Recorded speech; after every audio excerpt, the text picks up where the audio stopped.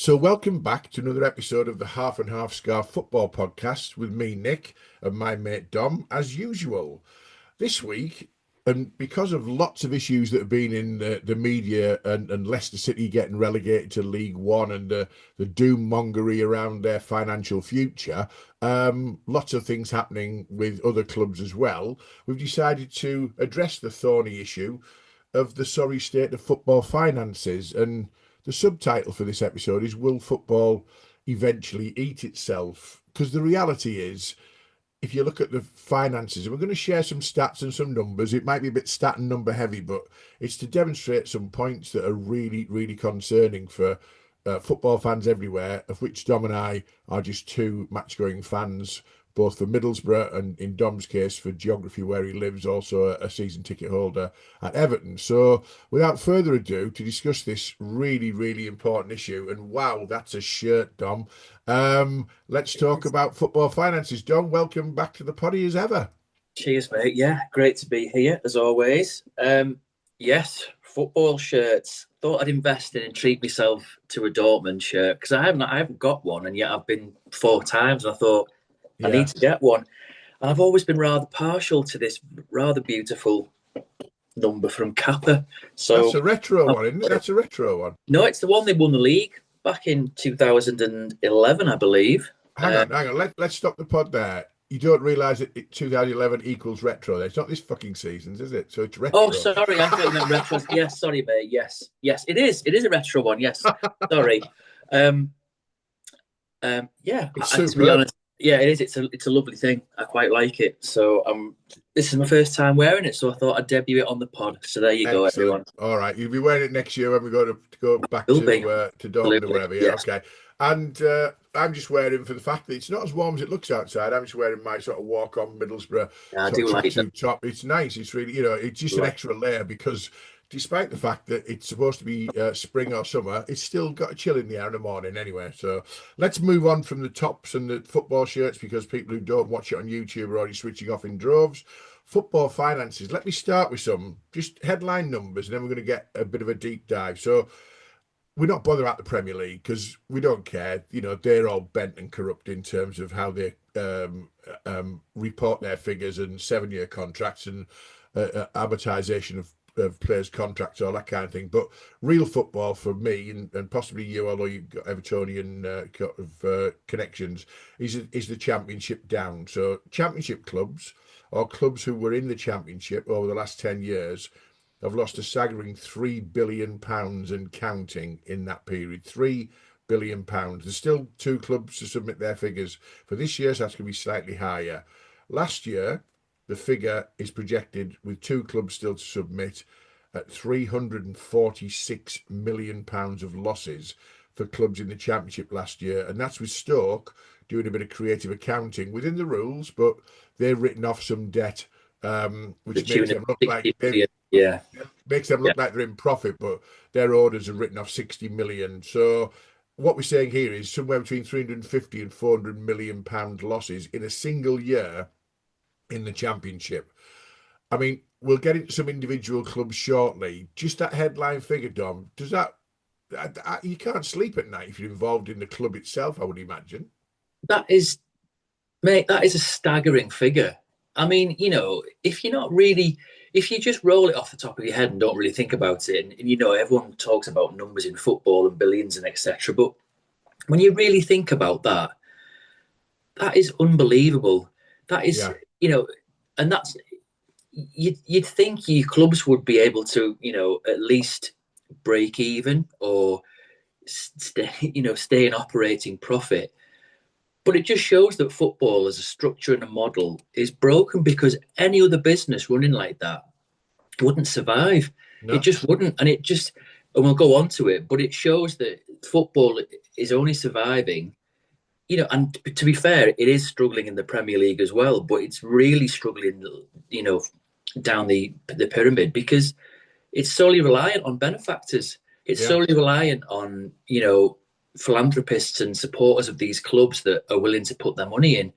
And how long that will continue for, we'll discuss, because at some point, surely these people will say enough's enough. I can't keep doing this Yeah, unless some of them can. I'm sure some of them can, but and they love the club that much. But and we'll again go on to discuss it. What's the goal? Is it just chasing Premier League glory and the money that yeah. comes with the? Is that all it's about? Because I if, don't know. if that's what it's about as well, mate, that's broken. Because if all you're chasing is a windfall from Premier League money, it's a pretty sad indictment that that's all you're trying to chase when the product at the top end isn't that great either.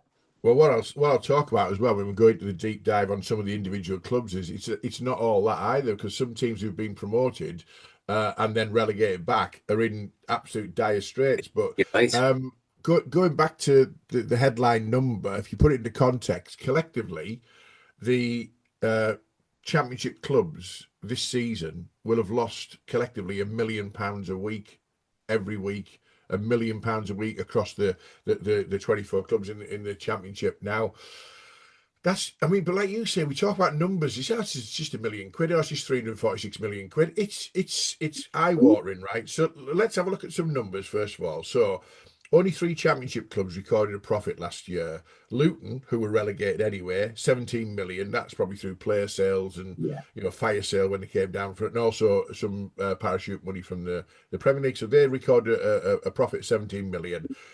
Sheffield United, 2.6 million. Again, they had a fire sale. They had a last year of payments, I believe, but also they got rid of a few players.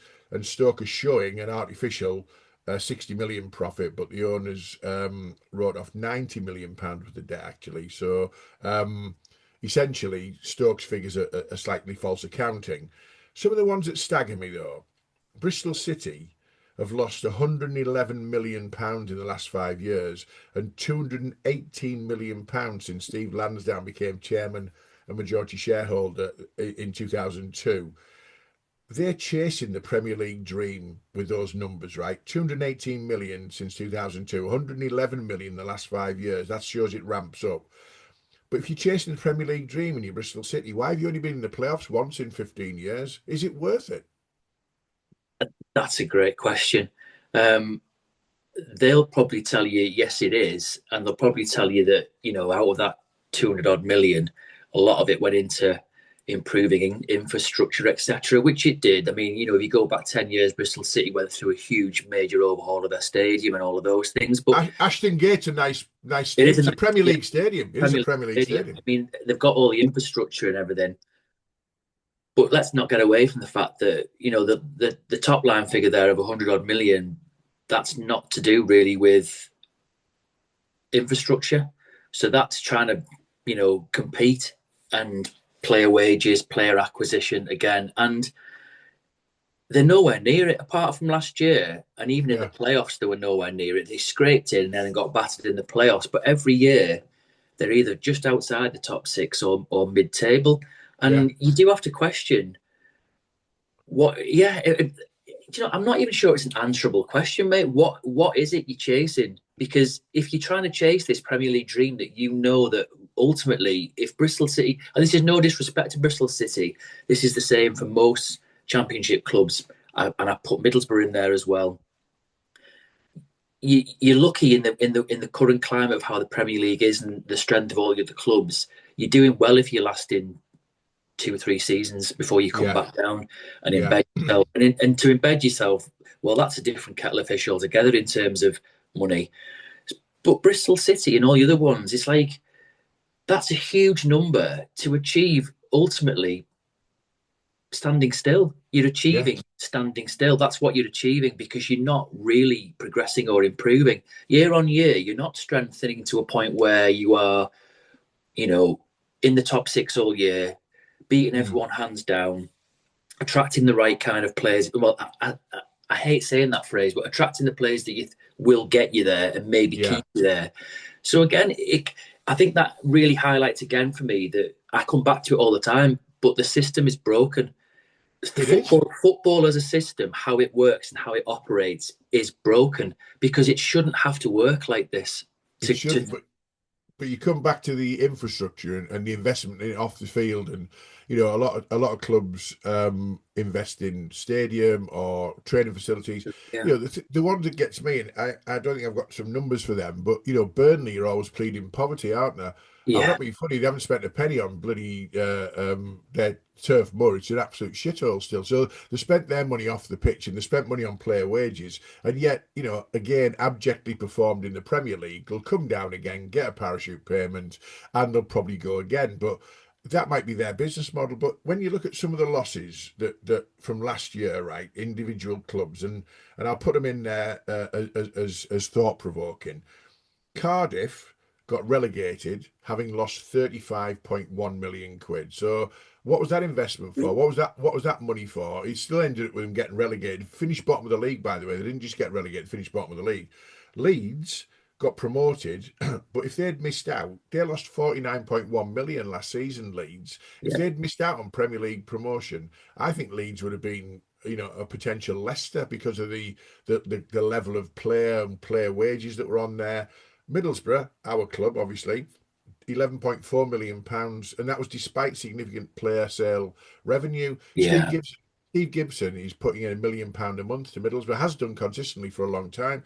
Now, you could argue that Middlesbrough are different to Bristol City in the fact that we are usually there or thereabouts, and we usually are competing potentially, although we haven't been in the Premier League for 10 years. So, it's still throwing money after this. It's like buying a lottery ticket, really, isn't it? It's literally like buying a lottery ticket.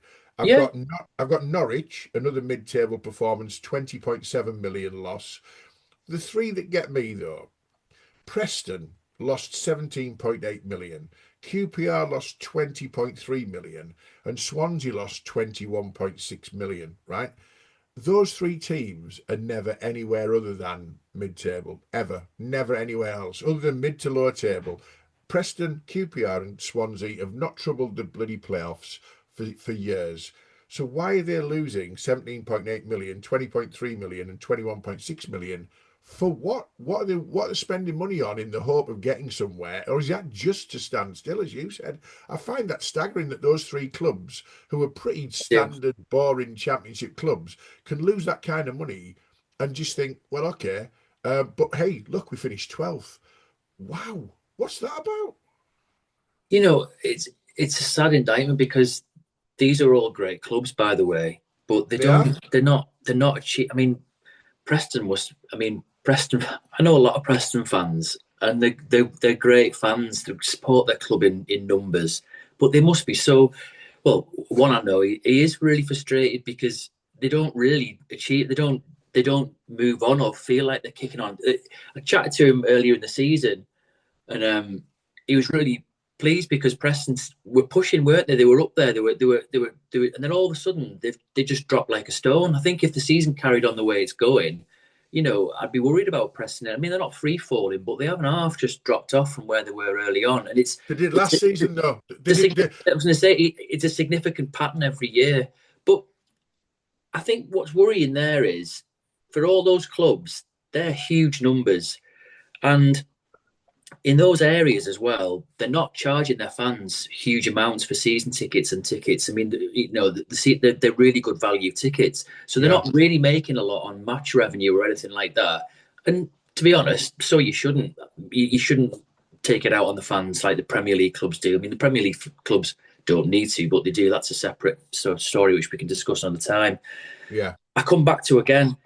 I think well, I don't think I know. The problem is it's how much these clubs have to spend on player wages, and yeah. that's the tragedy. Because no disrespect to a lot of these players, but for most of those clubs, I couldn't tell you who half their players are. I don't know and I don't care, but No, they'll all be on. For the championship, we're not talking Premier League, which is a completely different mind bend altogether.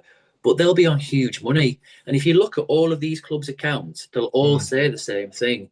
yeah. Most of their revenue and most of their money will be spent on player wages, and Actually, more than their revenue will be spent on player wages some in of a them, lot of yes, cases, and that's the yeah, problem. that's a really good But point, mate. To make it is that, and if it gets to that, you know absolutely that it's broken. What are you going to do to fix that? How can you we fix that?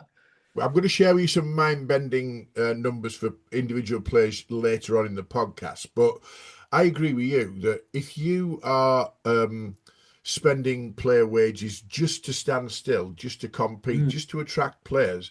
But what if you're attracting players who don't give a shit, but actually just give a shit about the wages? And we've had that. We had Kelechi Iheanacho on loan last season for the second half of the season. Um, He'll have been on a decent wedge when he came to Middlesbrough for the second half of last season. He is quite simply the most abject, lazy, couldn't give a shit kind of footballer I've ever seen in a Borough shirt, right? And yeah, he'd have been on 40, 50 grand a week and happily taking the money. He's buggered off up to Scotland afterwards, and he's just a mercenary, right? I don't know why clubs, first of all, look at these players and think, you know what, he's the answer, because they rarely are. When we go through the list of players who are the highest paid players in the Championship, not one of them, and I mean not one of them, has had the massive influence that their wages would suggest that they should have, right? So we're paying player wages, and we're paying player wages for what? To compete for those players, or just to stand still?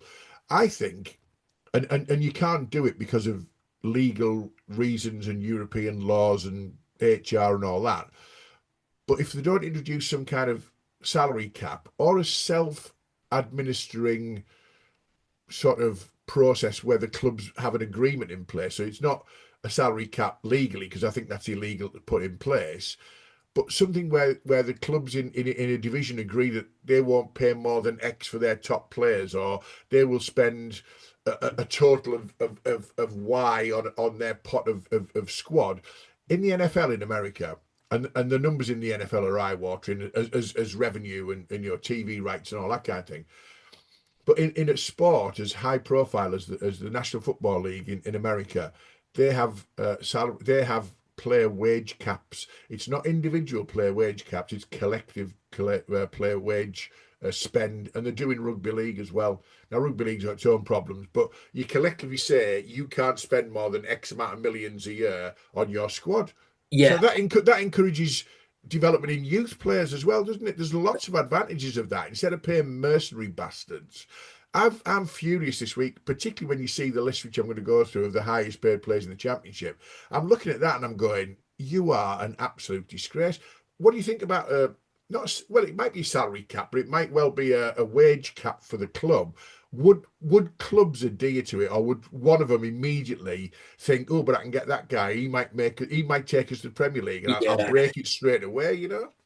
I, as you were saying that, I was thinking, and we were discussing it off air. You're never going to be able to bring a salary cap in, but the way you do it is exactly that.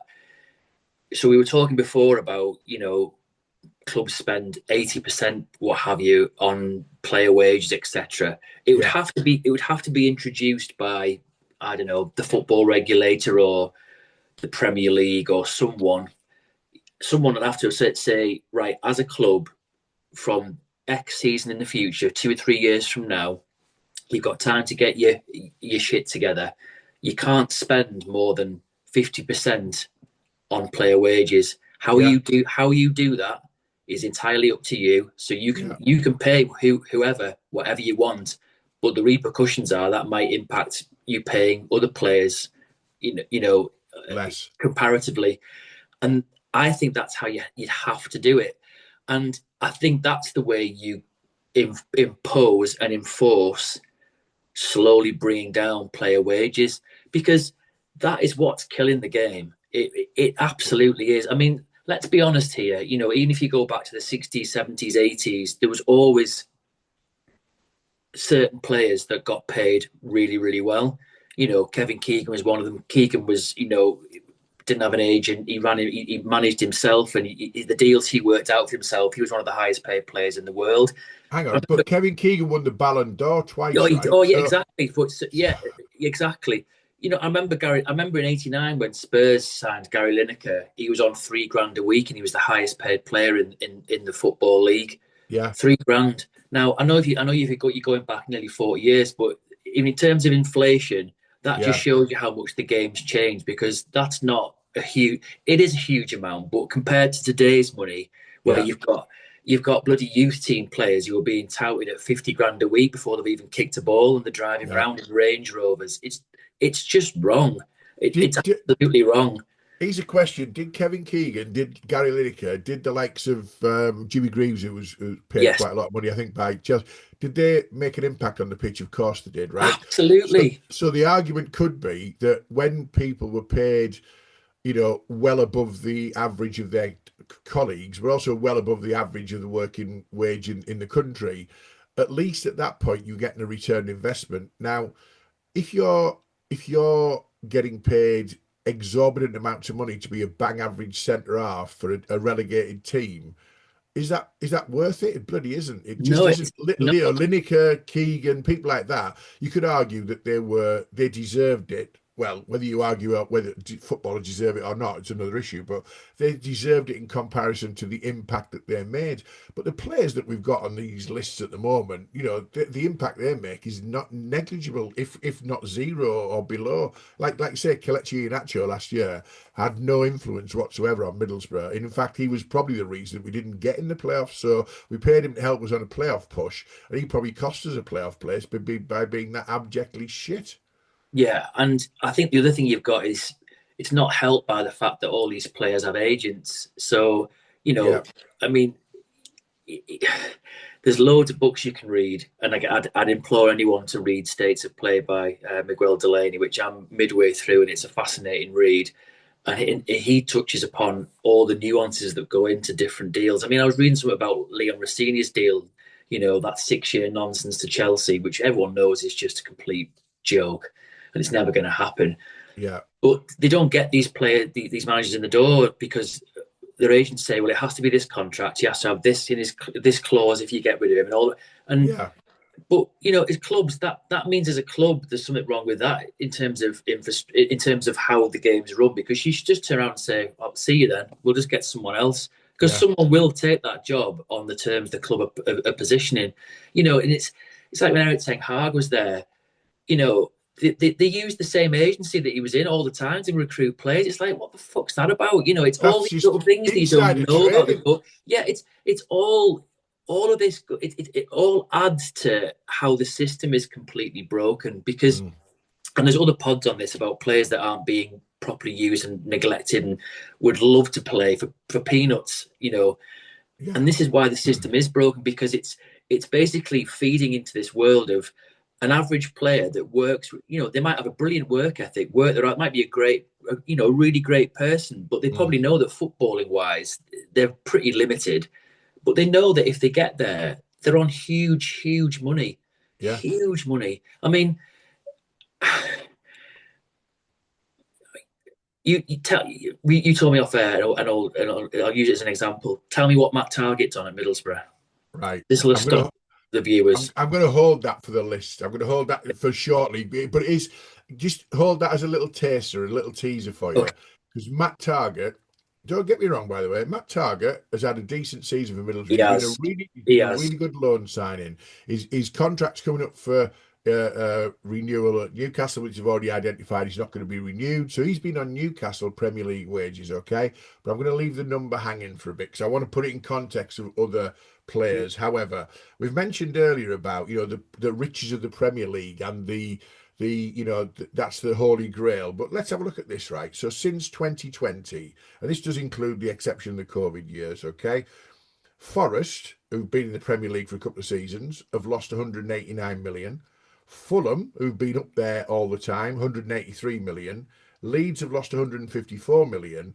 And Southampton, who've been in the Premier League in that period, have lost 107.9 million, despite that relative on-field success of being promoted and in some cases staying in the Premier League. So you can't even argue that the end game financially is worth it because when you get to the Premier League, your player wages just escalate like Uh, tenfold, don't they? exactly. So we go back to what we said at the start of the pod. What you're trying to achieve, because when you get to the Premier League, everyone talks about what is it, £170 million windfall a season, or Yeah, whatever. But it's not because player wages will eat that. the player wages skyrocket. So you've got some players who might have come to you when you're in the Championship, and they might have, and this will be a thing because this is all that goes into all the negotiations of players coming to clubs. they'll probably have a clause in that contract somewhere that says, if we go up to the Premier League, my wage increases by 25% or something like that. So No, my wage increase is fourfold, not by or some, or, 25%. well, Yeah, yeah, I'm yeah. using that as an example, but for all you know, all the players that club's currently got that they've signed in the last 1 or 2 years with the intention of going up, they might have said to those players, "We think you're good enough to, stay with us in the Premier League. Your wage will increase." So instantly, they might have to double their wage bill before they've even made a signing. Then Yeah. they've got to go out and find players that add to that squad. And obviously, and in the Premier League, there's an obsession with having squads of, I don't know, 1,000 players because that's just what you do. Yeah. And and then you've got to try and compete. Sunderland have done it well this year.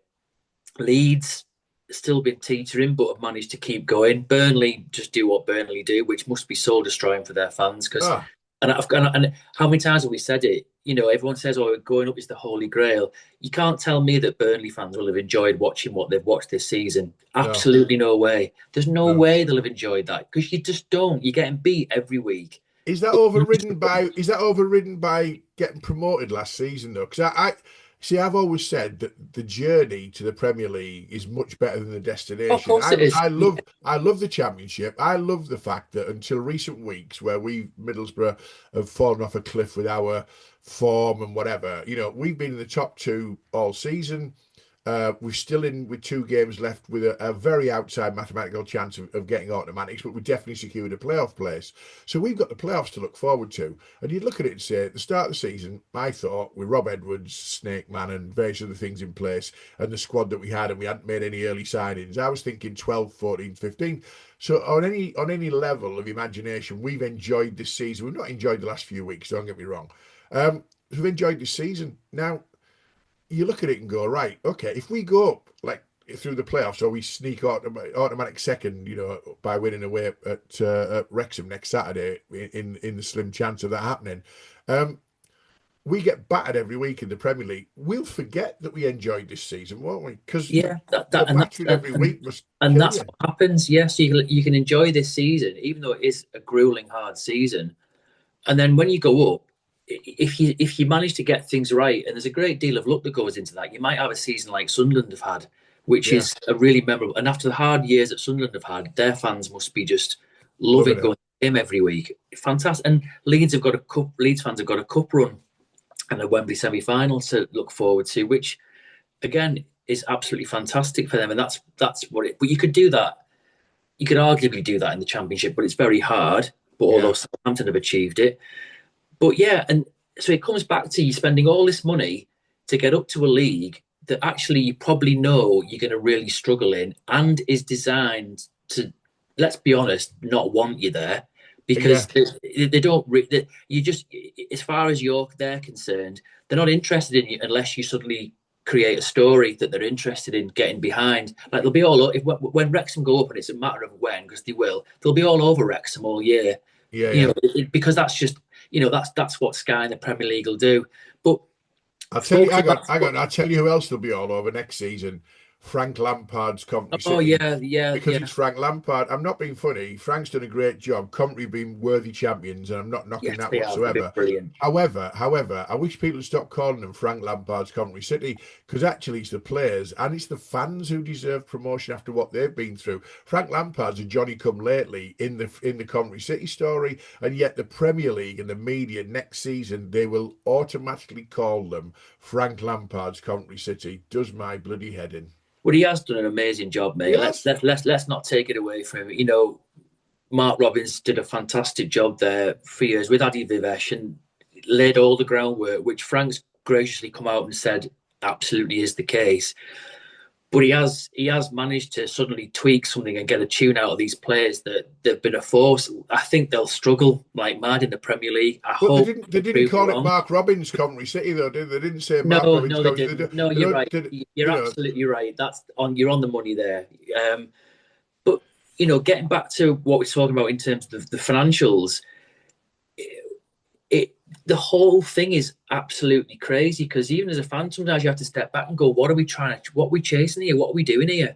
Yeah, Because all you're concerned about as a fan is watching your club, watching the game is more than just watching the game. It's like a ritual of, you go with your friends. It's the buzz of Yeah. being in the stadium, everything around it, a few beers before or after. The excitement of thinking, oh, we could do well in a cup run, we could get a European spot, it'd be great to have some European nights and stuff like that. But you're all fully aware of how much it's costing you. You're all fully aware of how much these players are and what it takes to sign these players and the intricacies of what goes on.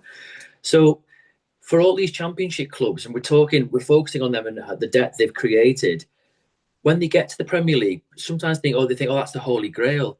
Yeah. But actually, once they get there, they suddenly realise, and you've just reeled off some numbers there, and it's happening frequently in the Premier League as well, that a lot of clubs, they're not healthily in profit either. They're just not. So when you get there, it's an even more uphill battle to survive. You've got to spend most of that money you win on players and increasing wages. You then got that risk of if you go back down, are the parachute payments, which shouldn't exist, by the way, they should be abolished. How are you going to survive on? And you'll come to it in a bit with the Leicester players. Yeah, it's so really in the scheme of things. Again, it adds to what I keep saying. The structure and the model is broken because it's all designed for you to spend, and get into debt, rather than actually everyone being on a level playing field, the game being scaled back and the money being scaled back, which it won't happen because you've got investors now as well. But even the owners, they're wanting to make money out of these clubs. Yeah.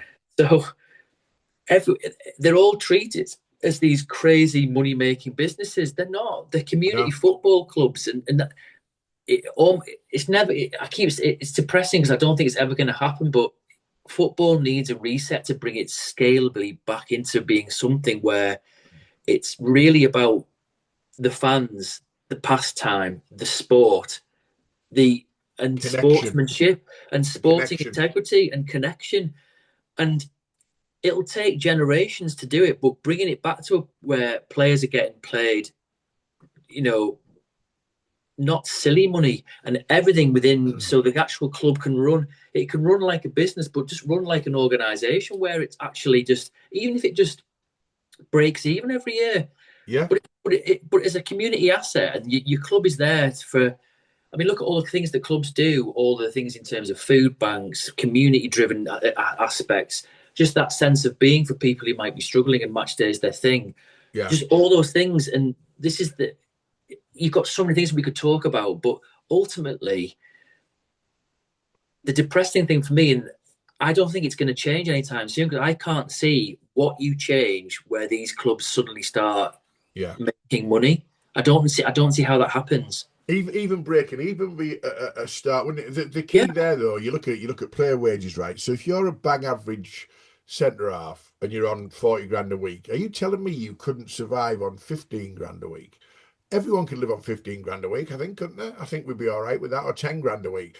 How did it get to 40? We'll come to that in a second, right? But you talk about Coventry, right? And I think Coventry are a pretty well run club. I think, the chairman King guy, what's his name? Is it Tom King? I'm going to call him Don King, but he's a different guy. He's the boxing guy with the crazy hair. And 5,000 season tickets get free tickets next year, because he made that promise to them, didn't he? So there's 5,000 fans that get free tickets next year. Yeah.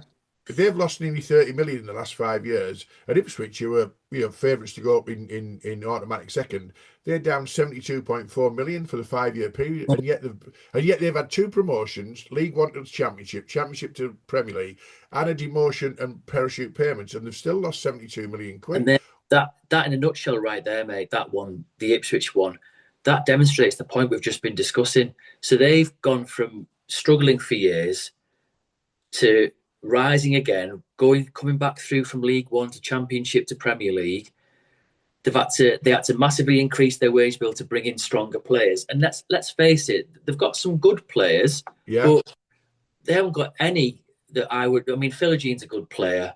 They haven't been exceptional this season, Ipswich, in the Championship, have they? No, they haven't. So there's none of those players where I go, wow, they're all absolutely sparkling. I'm not being derogatory to them. They're good players. But there's none where you'd look at and go, how on earth are Ipswich Town making nearly £80 million loss? And that's That's the Staggering. reality of what it is. They're now in that crux of they're desperate to go back up because they need to. And what they'll if their owners are, I would hazard a guess that their owners are like, well, we can't overspend. If we get back up, we're just going to Yeah. kind of go for it as we are. Yeah. If we try and bring in loads more players and increase it again, then go back down, when that happens, they're in bigger debt. They're struggling even more. At some point, it tips the other way. They don't get re-promoted, and all of a sudden, Which struggling brings again. us on to Leicester City. A nice segue, mate. Off you go. I will leave. You're a great segue boy, you mate. You're a great segue boy. It's Every in week, Bill. these recent weeks, your segues have been exceptional, mate. That's I'm all on I'll say. fire. It's just inbuilt, mate. I can't help it. Yeah. Okay, right. Segue, Leicester City. This is what caused me to do the investigation. You and I off air to say, shall we cover this subject right now? I'm going to say before we say anything more, there's a great post. If you don't know, the Half and Half Scarf football podcast, we've got a group on LinkedIn. We're just short of 300 members right now. It's gone up really well recent weeks, but there's a great post in the LinkedIn group. If you're on LinkedIn, Half and Half Scarf football podcast, and Andy Costigan has done an in-depth dive into Leicester City's spiral of decline over the last 10 years since they lifted the Premier League title. I can't believe it's 10 years since they lifted the Premier League title. It's not been fucking mentioned every day, has it? But never mind. Anyway, it's well worth joining the group on LinkedIn if you're on LinkedIn. It's also well worth having a great read. Some brilliant work by Andy Costigan. I put the link in the show notes as well. It's a really, really good read about the spiral of decline. However, here's some headlines. Leicester City have spent £116 million more than any other club in the Championship since 2020. So in the last 5 recorded years, £116 million more, despite promotion in there, and it's been caused by 2 relegations, and they're now broken and in League One.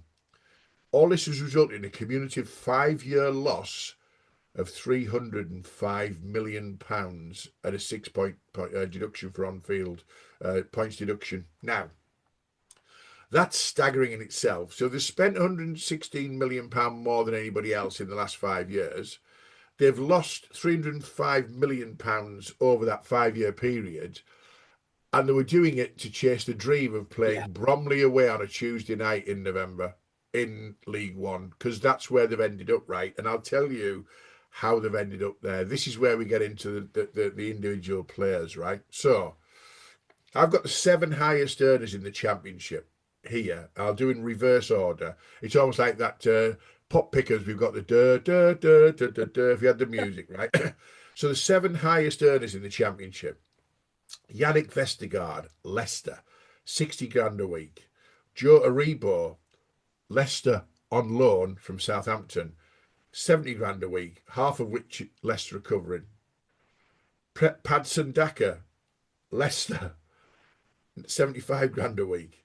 Ricardo Pereira, Leicester, 80 grand a week. Harry Winks, Leicester, 90 grand a week. So they've got 5 of the top 7 if you include Joe Aribo on loan. To their benefit, to their credit, they're not the top 2 because the top 2 play elsewhere. So we've got Vestergaard, Aribo on loan, Daka, Pereira, and Winks collectively are 5 of the top 7 earners in the Championship, and they've been relegated, right?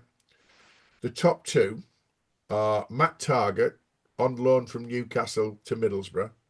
He's on 100 grand a week. Now, let that settle in.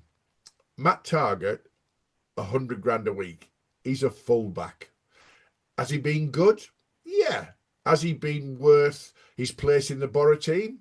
Absolutely. Has he been influential in us, being up the top end of the table a lot of the season? Yeah, to some extent. 100 grand a week, of which I believe Borough are paying half of that for a fullback. But then you've got the top one on 150 grand a week, by the way. Calvin Phillips at Sheffield United. Now, I've no idea how much Calvin Phillips' wages are being paid by Sheffield United, but the fact that Calvin Phillips is on 150 grand a week and he's Calvin Phillips, just let that settle in, right? So Leicester have got these five players. Okay, four because Aribo's going back to Southampton. And by the way, Leicester fans will tell you, Joe Aribo has been unbelievably shit or unavailable all season. So 70 grand a week. They are just unbelievable in terms of no heart, no fight, no bottle, an absolute disgrace. I think Harry Winks is just an absolute disgrace to football. His antics over the last few weeks, when he's been booed by the fans, when they've been losing games and they've been dropping like a stone into the relegation zone, and then when they got relegated all but in name last Saturday, and he was having a go at the fans. He's on 90 grand a week. Do your job. He was shit against Borough in both games, absolutely Yeah, anonymous. it's And, and it's and what's that? How do you get those wages? By the way, Matt Target, I'll just add it again, left back. Harry Winks, bang average midfielder. Ricardo Pereira, spent force. Patson Daka couldn't hit a camel's arse with a banjo from 2 feet. Joe Rebo, so what? And Yannick Vestergaard, fucking, he's got the turning circle of an oil tanker, hasn't he? These players are on and eye-watering money. and that's in a nutshell, that's the problem. I mean, Calvin Phillips hasn't done anything in football for the last 5 years, four or No, 5 years, and he's on a huge wage. yeah, And that's the problem you're on. I mean, everyone say, oh yeah, well, Sheffield United might be only covering 50 grand of that, and whatever, it might even be less. so what? But to be honest, Sheffield United as a club, they're not they're not they haven't got the money to be spending even 20-30 grand a week on someone like Calvin Phillips. What No, since he came to them, in what's he done? none, nothing. Really, what's he done? Ipswich, what did he do? Nothing. It's and this is what happens. There's nothing in these players' contracts and clauses that just say, well, if this happens, your wage, you're going to receive a tenth of it. But that doesn't happen because that'll never happen in the negotiations with their agents there. So The agents won't allow a clause, they and I'll won't, tell you they won't what, allow it. brilliant second segue of the day, mate. Because the Leicester City contracts, none of them have a relegation clause in them. And that is what can end a club. Tragic. I mean, I'm not even. I think they will I'm get. not. I think they might well get. Yeah, You this is. know, I'm not trying to over exaggerate or be a dramatist here. That's the kind of thing that can kill a club, where it has to be resurrected from the ashes by the fans, because it yeah, literally hits. It can't function. It just cannot function. How's it got? And that's also incredible arrogance from Leicester, thinking that won't happen to us. We yeah, won't go down to League One. But it's a sad indictment that you've got players on that level of money who they think are good enough, who, and let's be blunt, have been abjectly shit all yeah. season. They've been Oh, spanked left, right, and centre. They've won the odd game, yeah, but they've been kicked around and battered all season, which really shows that as a team and as they don't individual care. players, they've been poor. And I know some of these odd players, people might say, "Oh yeah, but put them in another team; they're a different player." I don't give a shit. You're I don't playing. think You're another playing team for would touch any Leicester. of them with a barge pole, mate. I No, don't think yeah. Harry Winks is going nowhere I elsewhere don't for think any of 90 them grand a could. week. Yeah, No. yeah. I mean, that Patson Daka might go somewhere, but he's not covered himself in glory this season. Fatawi will leave; he'll go somewhere else. So that's Yeah. about the only one they'll get rid of it, where people will be Mavididi, maybe. Mabadidi, maybe. But to have the arrogance of thinking, well, we can pay these players these wages because this is as far as we'll go. We won't sink any further. And you know, I think that just again just paints what we're kind of repeating ourselves. But I think that's the point of the pod. Every time, everything we look at tells you that the system's broken when clubs are paying these kind of players. And the thing is, because they were in the Premier League with those players, the Premier League, their agents and the Premier League, and to get these players in, these so-called great players, they have to pay them these kind of wages, otherwise they don't go to those clubs. Yeah. And again, that comes back to the same thing we keep saying is, well, your system's broken because it Yeah. shouldn't be about literally giving these players this amount of money. And And now, the agents won't allow their players to sign a contract with a relegation clause in from the Premier League yeah, because it'll cost the agent money in terms of their revenues as well. yeah, So and the clubs can't turn around and go, "Well, see you then. We'll get someone else," because clubs are desperate to get players in the door. But Matt Target, talking about Matt Target, and let's be honest, Borough fans I've really taken. He looks like a really good guy. Looks I like like really him. simple, humble man. Comes across really well. Speaks really well. He's given his all for the club when he's played. He's really Yeah, put himself out there. He's become a fan favourite. Not his fault. He's on 100 grand a week, so no one's criticising Matt Target. But to kind of link it to what we're saying about losses in football, and again, let this one sink in. So Middlesbrough losses are just under 12 million. yeah, If we are paying Newcastle 50 grand a week for Matt Target, that's for the 9 months he's with us or something like that. That's around 2 million quid. yeah, So Matt Target being with us for that season contributes 1/6 of our losses, yeah. right? Staggering. And that's not his fault. And he's been good for us, but has he been worth that? No. Would Neto Borges, if we'd given him the time, would he have? He could have had a good season. Yeah. It's almost like, well, we don't really have faith in Neto Or Sammy Silvera. or Sammy Silvera, who has had a great season, by the way. And Yeah. when he's come on, he's really put himself out there. There's an argument to say, well, in hindsight, we should have given Sammy the run at left back and just gone for it. So you can kind of see Borough thinking, will that give us an edge? That might give us an edge, and that might get us over the line. So I get where the reasoning comes in, but again, it's almost like, if the rules and the system was structured differently, where they can only spend X amount of their revenue, that doesn't even become a conversation because they wouldn't even be able to do it. Yeah. And should they be able to do it? Because they must know when they're doing that deal, actually that's gonna contribute significantly Yeah. to our loss as a club. Because And he's the thing. He's the thing with Matt Target as well, mate. Because he's out of contract in the summer. Borough fans have taken to him. We like him, etc., etc. If we signed Matt Target, it does. For me, it depends on which division we're in. But maybe he could do a job in the Premier League if we get promoted. He'll certainly be an asset in the Championship to any Championship club. He's not going to get anywhere near 100 grand a week from anyone on his next contract, is he? No. But his expectations are probably somewhere around 40 to 50. Why Yeah. would you pay 40, 50 grand a week for a fullback? It makes no sense. I don't care what he brings to the table, 40 to 50 grand for a fullback. If you're paying 40, 50 grand, you want someone who's banging in 40 goals a season, don't you? You want bloody, you want the player of the season in the EFL, although we've had Hayden Hackney, and congratulations to Hayden on that one. But you want someone who's going to actually drag you up by the scruff of the neck and get you promoted if that is your dream. And I don't even like the dream of getting in the Premier League, to be fair.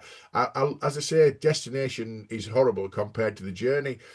I just want to Broken touch. dream, mate. So Oh, it is, mate. I've said this before. People know the reality when they get there. It's a broken dream. The Premier Yeah, League is generally shit. really poor, and it's focused. This year, the only slight refreshing element of it is that you've actually had for once 8, 9, 10 clubs that have all been around, Yeah, could be challenging for fourth. I mean, even Everton, up to a few weeks ago, were theoretically on for fourth if certain things went their way and they kept on going the way they were going. That's dropped off, but they could still realistically get sixth. But let's be honest, no one's really touching the top three, as always. yeah, Well, top two, Man United are third, aren't they? I think, which has been a bit of a yeah, surprise. But again, it's structured in such a way that it's, and again, I go back to books people should read, and it is in states of play because I've been reading about it. It's fascinating how things in the game that were standard 40, 50 years ago have slowly been taken out of the game to remove sporting integrity and to, keep things balanced in terms of revenue and money that clubs can get. Think even things like, up until about 40 years ago, the home club had to give the away club, I think it was, I can't remember what percentage of the gate receipts for every yeah, match. All of those things significantly helped those clubs in terms of their revenue and being able to compete. And it meant things were generally, on on more of a level footing. Whereas now you've just seen such a jump to the point where, well, I say the top six, it hasn't worked for Spurs, has it? Top five, it's not even really working for Chelsea. Top four, hang on, see where we're going here. So Yeah, even the yeah, Premier League, we're talking about money. It's slowly breaking because, even if you're making huge amounts of money, the footballing side's being neglected. Chelsea, the footballing side's being massively neglected, and they're making huge losses. yeah. So whenever you And look at it, and the fleecing the fans, so and the they're police trying and to the do fans, which everything. we'll come to as well. So it's We might whichever not way you come to look at that it. today because of time, but we'll do a No, so special we'll episode come on back. that. We'll Yeah, come back to that because we've got other bits to talk about. That's be yeah, another subject. But it all comes down again to the same thing, which is what are you chasing? What are you hoping for at the end of it? And if you're suddenly thinking that your club's going to come out of it suddenly with loads of riches, you're not, because these yeah. clubs are constantly going to be fighting this huge battle of Mm, competing for the best players, having to give them these wages, and then gambling that it works out. And a mm. cup competition, as much as it's great for you to win it, if you do win one, it's not really a money maker for you, Not really. unless you I unless you're in the Champions League. Yeah, exactly. Yeah, I think Sunderland are one bad second season away from being in real trouble as well because they've done really well this season and congratulations, they've given us all hope for promoted clubs. Yeah, But they're a bad second season away from being in financial trouble because of what they've invested in their players and their player wages. Let's say they really struggle in their second season in the Premier League and they get relegated. There's your fire sale. There's your sort of yeah, Ipswich, your Leicester, your whatever it might be. I just want to finish with we've talked about the Championship a lot. We don't really care that much about the Premier League. There's enough pundits talking about that. But League One, I just did a bit of research on League One, mainly because that's where Leicester are going to be playing Bromley on a wet Tuesday night in November. And I still giggle at that. I've been working with some Leicester fans this week, and their counter argument is, well, we won the league and we won the FA Cup, and we wouldn't swap that. We're happy to play in League One if we can keep those memories. And you know what? As a football fan, I'd say, yeah, hats off. I agree with that. But you wouldn't want yeah. the last one. You'd just prefer to keep the other two without having the last one, wouldn't you? So, Bromley away and all that kind of thing. However, League One finances are in trouble. And here's the reason.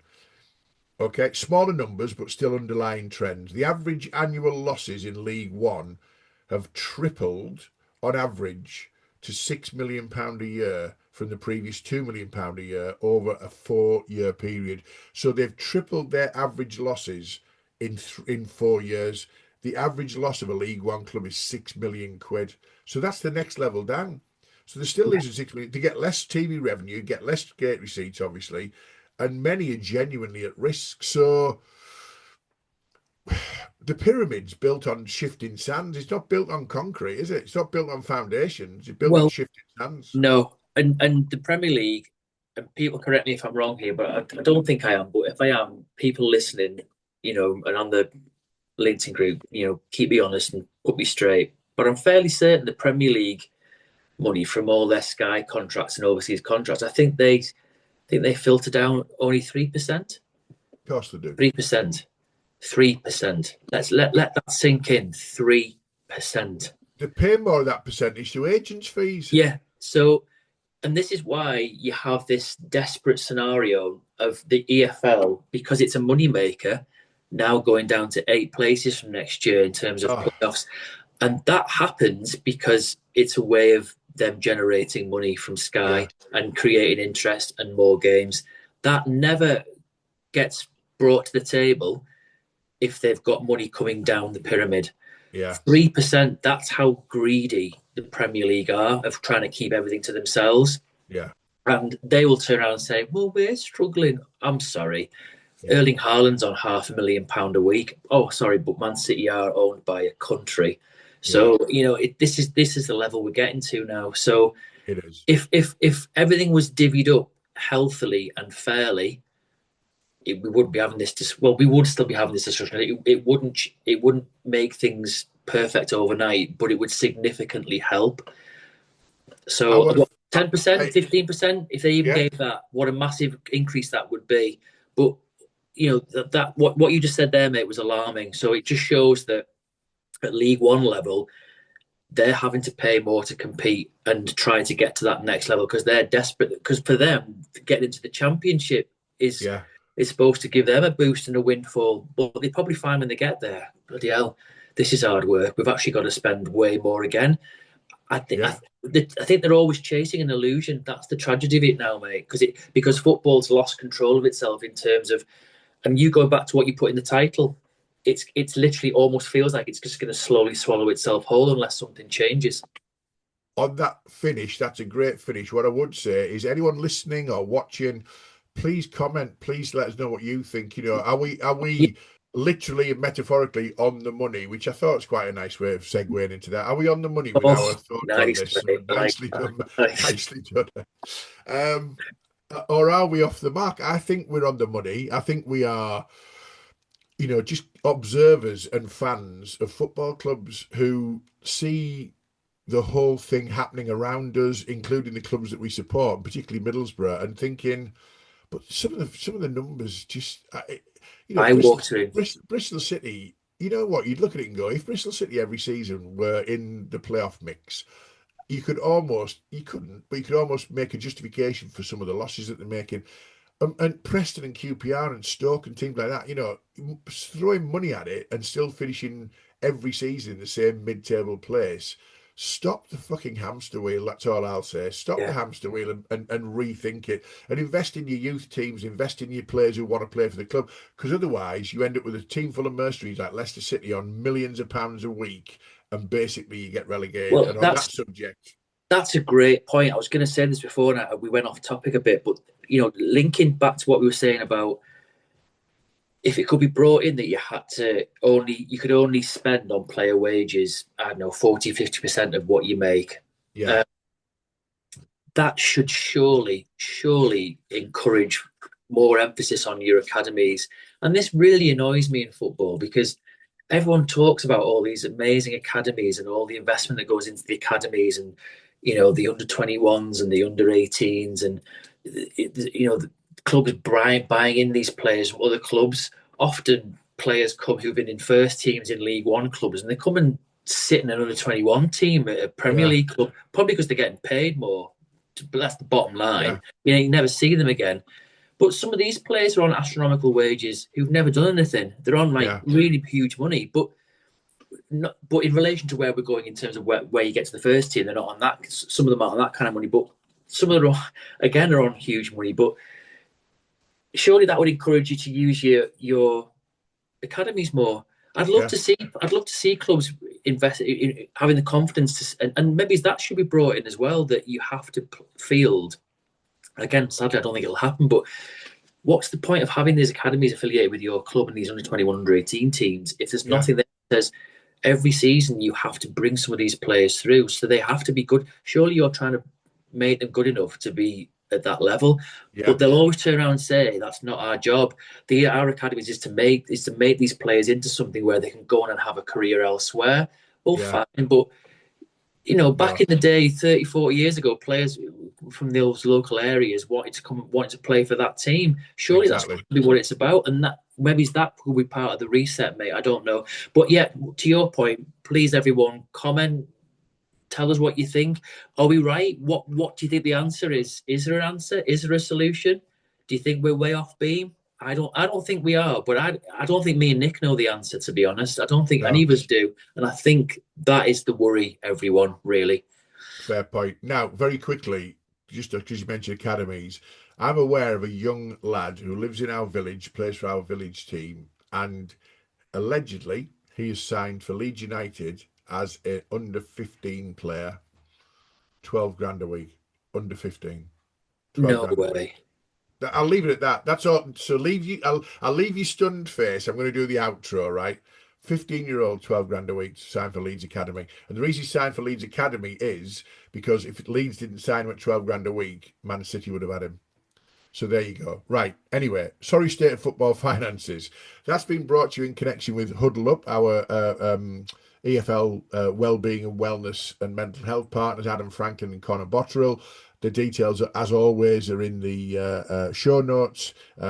And they're doing some great work. So if you're involved in the EFL club pyramid as a club liaison or involved in fan groups or whatever it might be, these guys, you need to talk to them. They'll put on some fantastic support events around the club, around match days, helping you and your fellow supporters to access the help and support they need for wellness, well-being, and mental health. So well done, Adam and Connor. That's going great. I believe that Peterborough United are the latest club to sign up for them. So well done to Peterborough for taking that initiative as well, and well done to Huddle Up for taking that forward. Next time, we're going to do more observations on recent game weeks, which is probably our most popular regular content, shall we say, on episode 45. What happens is that as we're watching games over a few weeks, Dom and I are frantically making notes of things that we see, that we like, that we want to comment on, that we just think are a bit weird or otherwise. So we've got another episode of that as we collectively pull those together. We'll see you on the next episode. But thanks as ever, Dom. Great to see you, great to speak to you, and well done with that Dortmund shirt. So yeah, I'm pretty pleased with it. But yeah, I've really enjoyed that one. Great episode. Look forward to the next one. I'll see you soon, mate. Cheers. Cheers.